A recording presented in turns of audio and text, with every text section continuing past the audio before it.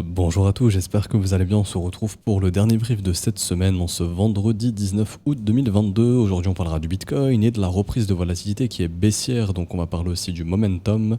On avait vu ensemble les signaux un petit peu d'alerte sur toutes ces divergences de momentum. On parlera également rapidement d'Ethereum et du coup, on fera un petit peu order flow et on parlera de la macroéconomie, donc du S&P 500 et du dollar index.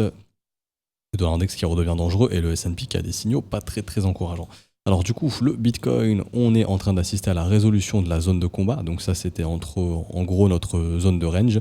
On est en train de perdre des creux ascendants. Donc là, on les a perdus en fait, littéralement.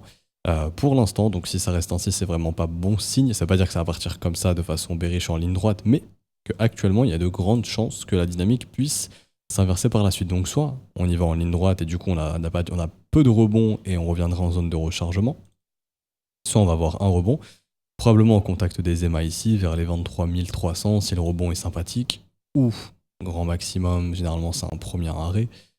Ici, vers les, bon ça dépend d'où se posera le creux ici, mais vers les 22 800 pour une continuation baissière, parce que quand généralement il y a un marché qui est haussier comme ça, tac, et que d'un coup il se met à bouffer des creux, généralement il y a rebond, puis confirmation du changement de la dynamique. Ok, et après c'est mouvement baissier jusqu'à ce que le marché se retourne et refasse des structures bullish, ce qui n'est pas encore le cas maintenant. Également, on en avait parlé au niveau de l'action des prix en termes de liquidité, ben, c'est pas bon signe d'avoir un marché qui chasse tous ces sommets comme ceci. Ça veut dire qu'en gros, on chasse les vendeurs et qu'on accumule beaucoup d'acheteurs. Et donc, c'est pour ça que là, actuellement, on a une grosse bougie rouge parce qu'en fait, on est en train de sauter tous les stops. Donc, les stops des creux ici, vous verrez, ça a mis en H4.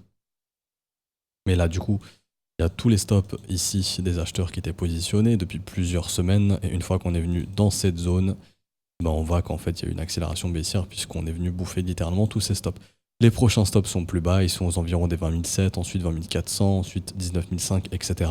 Donc tant qu'on ne voit pas de structure de retournement, il y a de grandes chances qu'on aille s'attaquer à ces prochaines zones de stop. Maintenant la question c'est est-ce que ce marché est en train de poser un bottom ou pas? Si c'est le cas en weekly, on devrait voir en fait tout simplement le creux ici être maintenu. Et on devrait voir ça dans les prochaines semaines, prochains mois. Si on voit ça, on aura probablement la confirmation qu'un bottom a été posé sur le Bitcoin. Si c'est pas le cas, on ira faire tout simplement un nouveau plus bas. Et à ce moment-là, lui, le volume profile nous annonce qu'il y a encore du travail à effectuer au sein de ce marché baissier pour avoir comblé tous les trous au niveau du volume profile. Et le dernier est aux environs des 12 900 jusqu'aux 17 500 dollars.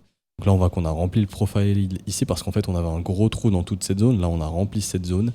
La prochaine qui nous manque, elle est ici vers les 17 800, 12 800. Je dis pas que le Bitcoin va aller chercher cette zone absolument. C'est juste si cette zone ne tient pas, on fait pas ça en fait, il y aura de grandes chances du coup de faire tac et après tac pour que le bottom puisse se poser définitivement en hiver 2023. Très probablement. Parce que très généralement, le Bitcoin pose son bottom environ entre 60 et 80 semaines avant son halving. Et là, on est environ... l'halving, c'est environ mars 2024. Donc si on suit la cyclicité précédente, là on est environ à 82 semaines. C'est environ 70 semaines, environ 70-75 semaines avant l'halving que les bottoms se posent. Donc ça voudrait dire que le bottom pourrait peut-être se poser entre octobre et novembre. Et après, voilà, le temps de le développer, ça pourrait se faire tout l'hiver 2023 pour peut-être une reprise en printemps 2023. Bon, là je spécule beaucoup. Ça dépendra de la tête de la charte, bien évidemment. Aussi à surveiller le Binance Tilt qui est ici en train de croiser bearish, ça c'est pas un bon signe non plus. Également on a la MA200. Ici là on est en train de repasser dessous, donc ça c'est un niveau extrêmement important. Si on la maintient, ça va, ça reste encourageant. Si on la perd, bon bah là il y aura probablement un retest des corps de chandelle d'ici, donc niveau extrêmement important, 20 600 dollars. On voit que le prix a été maintenu pendant très longtemps sur ces niveaux. Et également ici les 19 200. Donc ça ce sera les prochains niveaux à surveiller en cas de reprise acheteuse.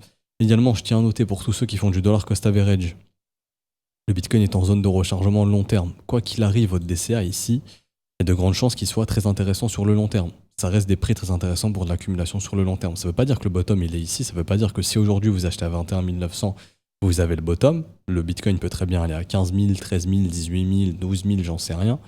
Mais sur le long terme, ça reste des bons prix. Ok, parce que en fonction de sa cyclicité, quand le Bitcoin revient dans ces zones de rechargement long terme, ça a toujours été des prix très intéressants, même si on a pu aller plus bas par la suite, etc. Sur du long terme, ça reste des prix très intéressants. On n'oublie pas également qu'actuellement, le prix de production d'un Bitcoin, il est entre Parce que là, la difficulté a baissé un petit peu parce qu'il y a beaucoup de mineurs qui ont débranché leur machine, ce qui fait que la difficulté se réajuste. Donc le prix de production se réajuste également. Et donc là, on est entre du 16 000 et du 9 500 dollars pour la production d'un bitcoin. Bon, ça dépend du prix du kilowattheure, bien évidemment. Moi, je suis sur 0,03 environ. Si on passe à 0,04, ça rehausse un petit peu. Et là, on serait plutôt sur du 21 000 à du 12 900 dollars. Donc ça dépend du prix du kilowattheure que vous avez mis. Personnellement, je l'ai mis à 0,04. Voilà, ça dépend de chacun. Enfin, 0,03, pardon. Ça dépend de chacun. Vous pouvez, par exemple, faire une moyenne. Allez, si on veut couper la poire en deux. Voilà, ici, on met 0,035, comme ceci. Et voilà, comme ça on a entre 0,03 et 0,04, je pense que je vais laisser comme ça. Donc on peut dire qu'en moyenne, on a un prix de production entre 18 et 11 000. Si la difficulté chute pas énormément, on devrait garder un prix de production similaire à ça. Donc il faut se dire que après mars 2024, lors du prochain halving, le prix de production va doubler. C'est-à-dire qu'on sera sur une tranche entre 36 000 dollars. Donc en gros, il faut se dire que ça va faire ça. Le prix de production, il va devenir comme ça. Donc entre 36 du coup et 22 000 dollars. Donc en gros, ça fera un truc comme ça. Voilà, ça sera le prix de production. Le Bitcoin évolue très généralement dans son prix de production au-dessus, vu que c'est un petit peu sa valeur intrinsèque. Donc c'est ce qui fait que le prix actuel, 22 000 dollars, ça reste quand même un assez bon prix pour l'investissement long terme. Je vous dis pas d'acheter aujourd'hui, je dis juste que si vous faites un DCA long terme, techniquement vous êtes toujours dans des bons prix tant qu'on est dans les zones de rechargement long terme et voire sous les zones de rechargement long terme. Hop, ça c'est bon, je retire. Et du coup aussi, hein, si on va chercher entre du 13 et du 17 000 dollars, c'est vrai aussi que là, ce sont des zones hyper intéressantes. Ok. Est-ce qu'on a posé un bottom sur ce marché? Non, techniquement, c'est pas encore le cas. Ça, on en avait déjà parlé. Maintenant, ça peut se développer. Ça met du temps un bottom avant de se poser. Par exemple, le bottom précédent, il a mis un trimestre. Donc, il a mis de début décembre 2018 à fin mars 2019. Donc, janvier, février, mars, 3 mois. Là, actuellement, ça fait combien de temps qu'on consolide? Ça fait depuis juin, on est en août, ça fait un peu plus de 2 mois ici. Enfin, ça fait quasiment, enfin, ça fait 2 mois, un petit peu plus de 2 mois. Donc, faut être patient, ça peut mettre 3, 4, 5, 6 mois. Plus le bottom va mettre du temps à se poser, plus il sera solide, tout simplement. Ouais, je vois pas grand chose d'autre à dire sur le Bitcoin. Il faut laisser le marché se faire nettoyer parce que là, on est dans la chasse au creux, justement. Je vais juste changer de chart. Hop, comme ceci. Donc là, je vous montre rapidement, mais les creux ici ont été nettoyés. Donc ça y est, c'est chose faite. Les prochaines zones de stop en daily importantes, elles sont sous les 20 007. Donc c'est-à-dire que là, si on n'a pas de signe de retournement, il y a de grandes chances de venir chasser sous 20 700. Et après, il y a une grosse zone de stop hein, qui est sous tous ces creux ici. Donc ce serait sous les 18 005. Si vraiment on veut poser un bottom, on pourrait chasser les stops ici, maintenir le bottom ici. Et par la suite, peut-être, pourquoi pas faire ça. Ce qui serait le mieux, honnêtement, idéalement, ce serait de faire un truc comme ça. Pourquoi? Parce que ça permettrait d'accumuler un maximum de stop vendeurs, de chasser tous les acheteurs à chaque fois en cassant les creux, de chasser les acheteurs d'ici et idéalement d'ici, donc de faire un truc comme ça. Puis par la suite de faire ça là pour avoir le méga short squeeze et du coup notre structure de bottom, comme ceci. Voilà, ça c'est une idée de l'action du prix que idéalement il faudrait avoir pour accumuler beaucoup de vendeurs au sein de ce marché, pour derrière faire un short squeeze, un petit peu comme ce qui a été fait l'été dernier en fait tout simplement. Où ici, vous voyez, on a un paquet de sommets descendants. Tac, tac, tac, tac, tac. Et là, du coup, on chasse tous les creux. Hop, hop, hop. Ce qui permet de chasser les acheteurs. Et du coup, derrière, de faire d'un coup le gros breakout, le gros short squeeze pour sortir du range vers le haut et reprendre un marché aussi. Ou par exemple, ce qui avait été fait sur la structure de bottom ici. Ou pareil, on avait accumulé beaucoup ici, vous voyez. Donc sommet, sommet, sommet, sommet, sommet. D'un coup, bam, on défonce tout. On refait des sommets ici. Et là, derrière les structures. Et là, d'un coup, on explose absolument tous les stops au-dessus du sommet ici, au-dessus du sommet ici, pour un méga short squeeze. Ça, c'est plutôt la dynamique de prix qu'il faudrait voir. On n'était pas dans cette dynamique de prix, nous. On était dans quelque chose de plus bearish, en fait, plus baissier, ou moins bullish, ça dépend du point de vue, qui était simplement on chasse les vendeurs et c'est pas ce qu'on veut voir. Tous les vendeurs ont été chassés, donc tous ceux qui ont essayé de shorter le Bitcoin, à chaque fois, ils voyaient leur stop se faire bouffer, ce qui fait qu'on a déchargé le train de vendeurs et on a accumulé le train d'acheteurs. Là, c'est les acheteurs en fait qui sont du mauvais côté simplement de la position. Et du coup, c'est ce qui fait que ça veut pousser les prix au sud, hein, puisque ça accumule et des liquidations et des stop loss. Un outil que je partage tous les jours aux élèves, mais c'est en gros les liquidations, où il y a des gros clusters de liquidation. Du côté, il y avait aussi des shorts hein, vers les 24 000, mais surtout là, il y a beaucoup de longues à liquider. Dans les 20 300 dollars vers les 19 500. Il y a aussi beaucoup de shorts de longues pardon, à liquider dans les 18 500. Et sinon, les plus gros pics côté long actuellement, ils sont dans les 16 500, 17 000 dollars. Donc ce serait en gros sous les creux ici. C'est simple, si tout le monde se met à acheter, ça on va le voir au niveau de l'order flow. Parce que là, en fait, on est dans une mission où on est en train de chasser tous les creux des acheteurs. Si là actuellement c'est le cas, hein, les funding continuent d'augmenter, les ratios longues ont pas mal augmenté, les open interest ont pas mal augmenté ces dernières heures, donc il y a beaucoup de gens qui sont positionnés longues ici. Ça on en avait parlé aussi, mais je sais pas si vous vous souvenez du petit carré violet, mais tant qu'on évoluait sous cette box violette, les acheteurs étaient coincés et donc ça favorisait de la continuation baissière, c'est ce qu'on a vu hier. On n'a pas réussi à décoincer ici tous les acheteurs, les funding continuent de monter, les ratios longs continuent de monter, donc les gens majoritairement continuent de se positionner longues.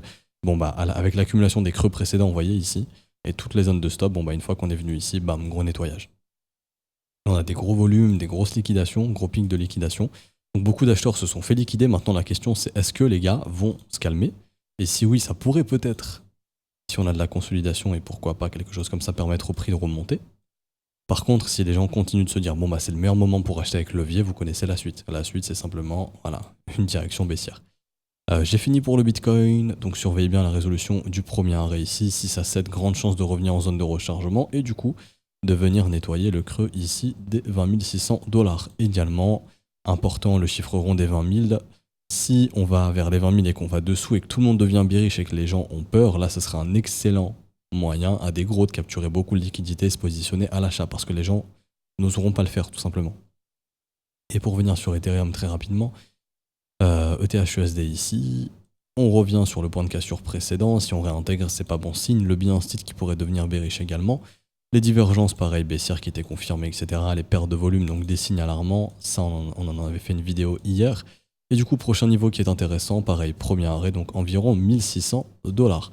Si le 6600 dollars est maintenu, qu'on voit le prix redevenir fort, il y a de grandes chances qu'on aille faire un nouveau sommet et que du coup on aille chercher les 2300 dollars ensuite. En revanche, si ça ne tient pas, bon bah là il y a de grandes chances de revenir combler ce creux entre 1450 et 1250 dollars. On n'oublie pas qu'il y a le retest de la structure type W sortie de range haussière qui n'a jamais été retesté. Le marché très généralement revient tester ses valeurs. Donc là ça voudrait dire que si on perd ici, il y a de grandes chances de revenir vers les 1280. Encore une fois, c'est pas une chance exacte, mais si ça arrive, pour des acheteurs type DC à long terme, ce sont des prix, encore une fois, qui sont extrêmement intéressants. Les prix peuvent être très intéressants pendant encore très longtemps. Ok, on peut avoir plus intéressant que ça, mais en tout cas, ça fera des prix très intéressants. Et sinon, depuis le bottom qui a été posé ici, bottom temporaire ou définitif, on verra ça. Si on voit ça, on aura donc un bottom définitif très probablement. Le marché, enfin le volume profile nous indique qu'il reste un creux entre 1002 et 1120 dollars, donc ce serait peut-être, ça pourrait être une zone assez intéressante aussi, qu'on aimerait venir combler, donc si le marché fait ça, et qu'il se retourne, on aura probablement le bottom long terme, puisque là on aura posé vraiment une structure de bottom assez importante, comme on avait pu le faire en fait tout simplement ici, là, ici là. Même si bon là c'était beaucoup plus long, donc à voir si ça sera aussi long, ça a duré plus d'1 an, donc à voir si ici aussi ça pourrait durer plus d'1 an, mais ça pourrait être une structure de bottom aussi. Par contre, si bah, on casse tout et qu'il n'y a pas de signe de force, objectif faire un nouveau plus bas, mais voilà, là pour l'instant on en est très loin.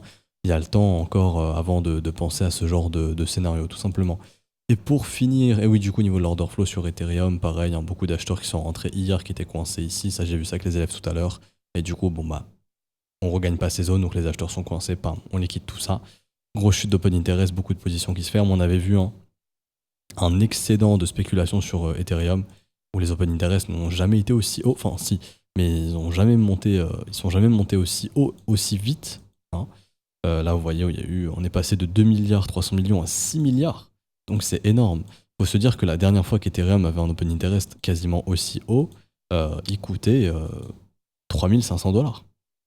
Alors que là, il était remonté à juste 2000 dollars et il avait un open interest équivalent entre 1500 dollars. Vous voyez ici, ça c'est en gros une estimation du levier dans le marché, en violet, qui était juste énorme. Donc là, il y a beaucoup de positions leveragées et beaucoup de shorts et beaucoup de longues. Si vraiment c'est les acheteurs qui se font coincer, parce qu'en fait, tous les stops sur Ethereum, ils sont où? Pour faire simple, ils sont sous les creux. Donc c'est-à-dire que là, il y a beaucoup de stops sous ce niveau. Ensuite, il y a beaucoup de stop loss sous ce niveau. Il y a beaucoup de stop loss sous ce niveau. Donc si ces missions chassaient les acheteurs, il y a de grandes chances de revenir au moins sous les 1550, voire sous les 1350. Et quand on voit une hausse d'open interest aussi importante, ça veut vraiment dire qu'il y a beaucoup de gens qui sont rentrés en longue pour justement avoir des trades en longue à la sortie de deux merges, parce que les gens s'attendaient à des prix plus hauts, et ça peut être dangereux, ça peut vraiment faire des grosses bougies rouges de nettoyage, et du coup des gros pics de liquidation sur les contrats perp, donc il faut vraiment se méfier de ça. Et du coup, pour finir, le petit point macro, alors où est-ce qu'elle est ma chart? Alors bon, Coinbase qui est pas très encourageant, mais ça on verra ça probablement lundi. Tac tac, donc le dollar index qui réattaque ici, de façon bullish, il est en train de maintenir sa parabole pour l'instant, voilà, si on la décale un petit peu, c'est encore bon, tant que l'angle, le précédent angle ne vient pas casser, en fait c'est simple. Ici, vous voyez, tant que l'angle ici, il reste similaire, par exemple, voilà, tant que c'est pas comme ça, où l'angle, voyez, change, la parabole est toujours d'actualité. Donc là, on voit que l'angle, normalement, là, légèrement, il penche un petit peu. Voilà, là, il est encore bien droit. Donc pour garder cet angle parabolique, il faut garder en gros cette zone de prix qu'on a réussi à maintenir. Vous voyez, ici, on est en train de la regagner, parce que l'angle, là, il est en train de suivre le précédent angle, tout simplement. J'espère que vous m'avez compris, mais en gros, pour faire simple, voilà, imaginons, ça, c'est une parabole. Vous ne pouvez pas faire ça. Ok, vous devez tout le temps aller dans le sens de l'angle précédent et ça doit devenir ici de plus en plus pentu comme ceci, vous voyez, pour faire une parabole. Si vous commencez à aller dans l'autre sens, c'est pas bon, ça ce n'est plus une parabole. Ok. Et donc là, on voit que nous, on est toujours dans la marge de progression, en fait, dans le momentum de comment dirais-je? C'est assez compliqué à expliquer, enfin, c'est assez facile, mais j'essaie d'expliquer le plus clairement possible. Mais en gros, voilà, faut garder l'angle d'amplitude précédent ou le rendre en fait ici de plus en plus pentu comme ceci. Ok. Et donc nous on voit que techniquement on est toujours dans la marge de progression de l'angle précédent. Voilà. Si on reste comme ça. Et donc là on est en train de rester comme ça. Donc techniquement ça reste toujours une parabole. Ok. Là si on regagne, on pourrait imaginer que ça c'était plutôt un fake out et qu'on est toujours dans cet angle parabolique. Ici. Comme ceci. Ok. Là, par exemple, si on commence à faire ça, j'ai l'impression, là j'ai du mal à le voir, mais oui, l'impression que l'angle ici n'est plus trop maintenu. Si on garde comme ça, l'angle n'est plus trop maintenu, vous voyez, il part un peu vers la droite. Donc il faut que ça s'accentue comme ceci. Donc soit on réintègre et du coup, ici c'était un piège, ok.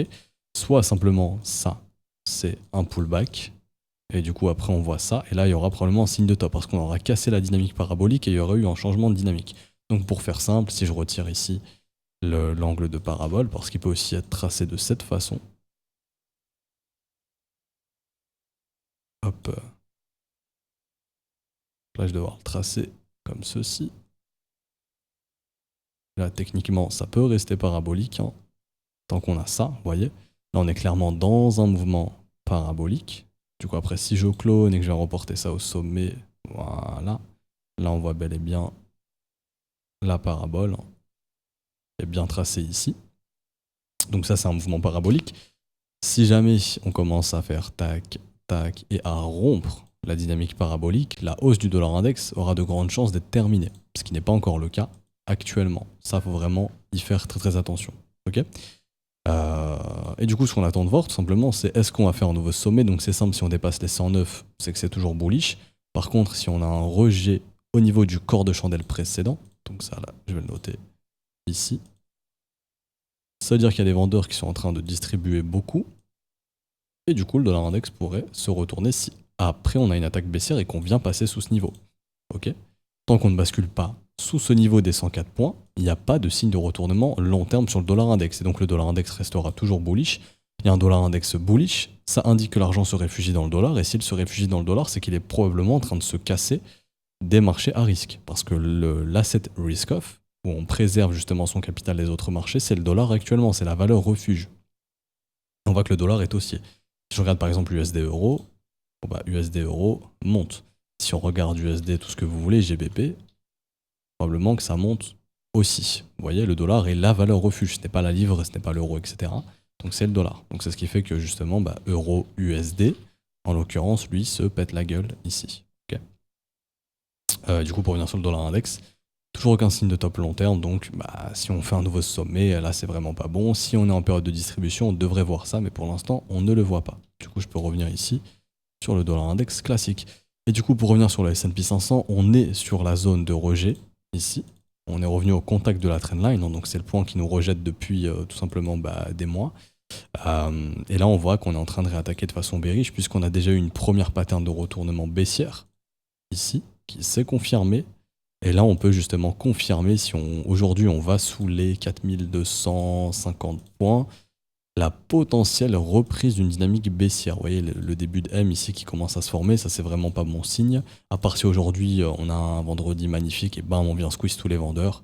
Ça reste à voir. Le S&P en est capable, mais là, vu les signaux qu'on a, c'est peut-être pas la chose la plus probable.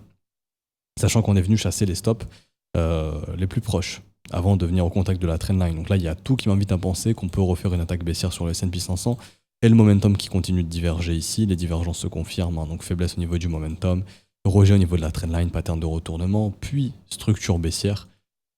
Voilà, il ne suffit pas d'être un génie pour se dire qu'il y a de grandes chances que du coup le S&P puisse réenclencher bearish, et du coup un niveau à surveiller sur le S&P 500, ce sera la précédente résistance qui est devenue support, donc aux environs des 4170 points.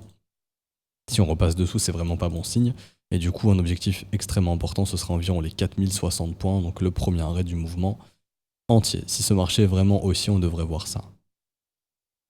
Si ce n'est pas le cas, bon réattaque baissière, on reviendra tester les creux. Et vu comment le Bitcoin est faible, si le S&P fait ça, je pense que le Bitcoin lui reviendra aussi tester ses creux, voire ira les casser. Donc ça va vraiment dépendre du marché américain. Si le marché américain confirme la direction qu'est en train de prendre le Bitcoin, hein, y a de grandes chances que le Bitcoin puisse accélérer dans sa chute. Et lui, vu qu'il a un paquet de stops à chasser, ça pourrait justement pas l'avantager, mais ça serait avantageux pour liquider beaucoup d'acheteurs sur contrats dérivés. Donc ce serait pas trop négatif pour lui, si je puis dire. Vu que lui, il est plutôt dans l'optique, vu la dynamique de prix, hein, de maintenant chasser des acheteurs, ça serait plutôt encourageant pour lui. Du coup, je m'arrête ici pour aujourd'hui. J'espère que ça vous aura plu. Si c'est le cas, n'hésitez pas à laisser un petit pouce bleu, à vous abonner si ce n'est pas déjà fait, à nous rejoindre sur Discord. Je vous mets le lien en description, en commentaire, c'est totalement gratuit. Vous pouvez aussi rejoindre la newsletter. Là, je vous sortirai fin août ou probablement début septembre la prochaine vidéo d'analyse de vos altcoins préférés. D'ailleurs, n'hésitez pas à me dire en commentaire avec le petit hashtag newsletter ou sans le hashtag, peu importe. Par exemple, pour la newsletter, j'aimerais voir ces altcoins être analysés. Comme ça, les altcoins qui reviennent le plus, je les analyse dans la vidéo qui sera dispo dans la newsletter. Donc pour ceux qui ont rejoint la newsletter, c'est totalement gratuit, hein. C'est juste un petit lien en description que vous allez aussi retrouver dans le Discord, dans les daily briefs. Ici, suffit juste de cliquer sur ce lien newsletter le trône, vous mettez votre email, je m'inscris, vous êtes inscrit, c'est totalement gratuit et vous recevez directement vos vidéos. Donc vous recevez aussi la vidéo d'analyse, la deuxième que j'ai faite, du coup qui était début août. Vous la recevez également et vous recevrez la prochaine une fois qu'elle sera disponible via le mail que vous allez enregistrer ici. Et c'est totalement gratuit, je tiens à le rappeler. Alors du coup, on se retrouve lundi. Si vous souhaitez rejoindre l'école via les modalités crypto, c'est le meilleur moment actuellement. Donc tout se passe dans le Discord, hein, tout expliqué. Donc vous avez les modalités, les adresses, les réseaux, donc les adresses en fonction des réseaux, quels sont les réseaux les plus avantageux, les montants également pour les offres de réduction sur les abonnements plus long terme. Si vous avez une quelconque question, n'hésitez pas à la poser dans le Discord ou en commentaire de cette vidéo, je pourrai y répondre. Si vous avez procédé au paiement, vous pouvez envoyer le TXID à tous les profs, le premier qui le voit, le valide, et comme ça, vous avez votre rôle élève très rapidement. On se retrouve donc lundi, bon week-end à tous, ciao ciao.